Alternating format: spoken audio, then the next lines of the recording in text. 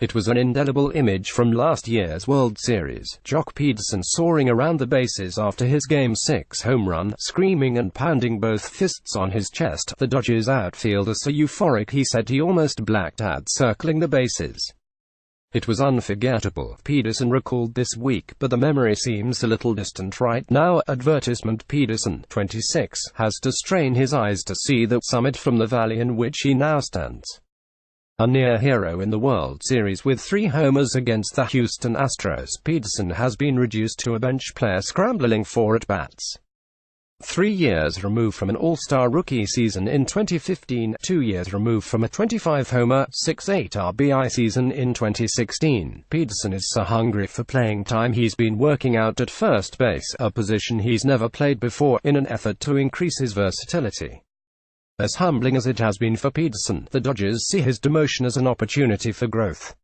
"I think he needed this," third base coach Chris Woodward said.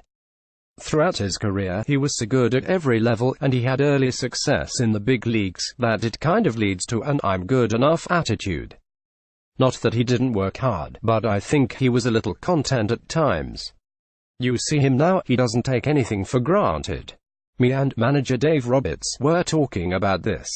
The first time you're kind of tested and you have to earn your playing time. I'm not saying he didn't earn it before, but he's definitely earning it now. The left-handed hitting Pederson started 137 games in center field in 2015 and 114 games there in 2016. His power, he had on-base plus slugging percentages of .763 in 2015 and .847 in 2016, helping to offset his lengthy slumps and a combined 300 strikeouts in both seasons.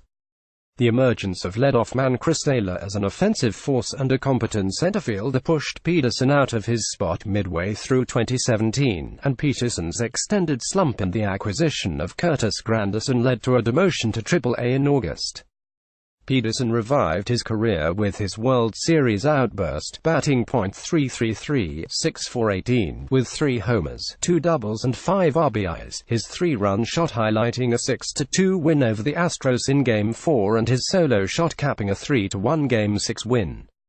But the surprise emergence of left fielder Matt Kemp as one of the team's most productive hitters this month pushed Pederson to the bench again. Pederson has started 8 of 23 games and is batting .217 with 1 homer and 6 RBIs entering Friday night's game at San Francisco. "I'm going to make the best of the situation no matter what," Pederson said. "I think by fighting it, by telling yourself it's tough, it doesn't put you in the right mind frame to maximize the opportunities you get. So being more positive, I think, will always be better than being negative about any situation you're in." Pederson's zen-like approach has impressed his bosses. "I haven't seen one moment where he's kind of pouted," Woodward said.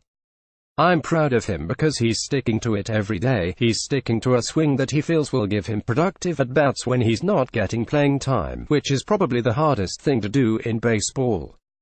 His at-bat quality has been really good, his attitude is really good, his preparation is really good." Pederson started consecutive games for the first time this season last weekend and homered off Steven Strasburg in Saturday's 4-0 win over Washington.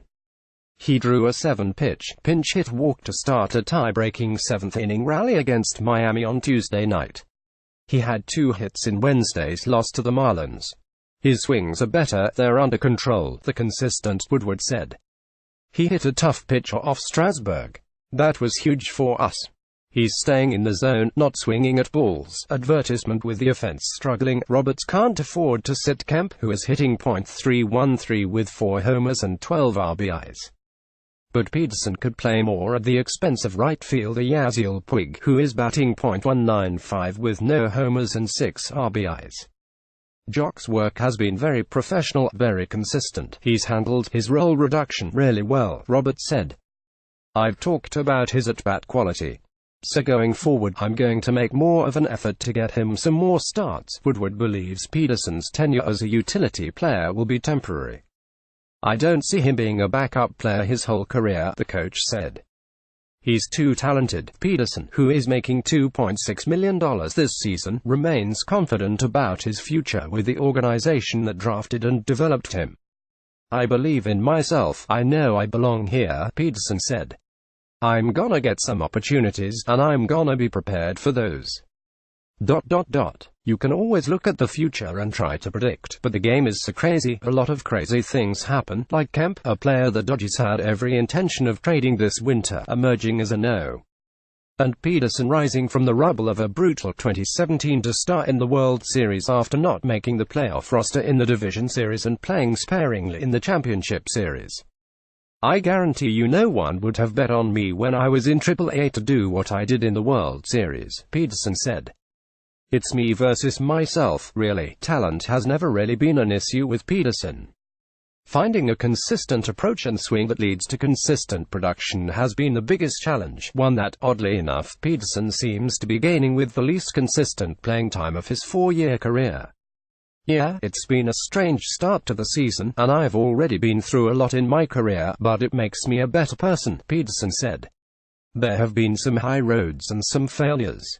You know, I'm learning why I've struggled at times and had to be a consistent everyday player rather than a 2-week best player in the league and a 2-week worst player in the league. Mike.DiGiovanna at LaTimes.com at Mike DiGiovanna.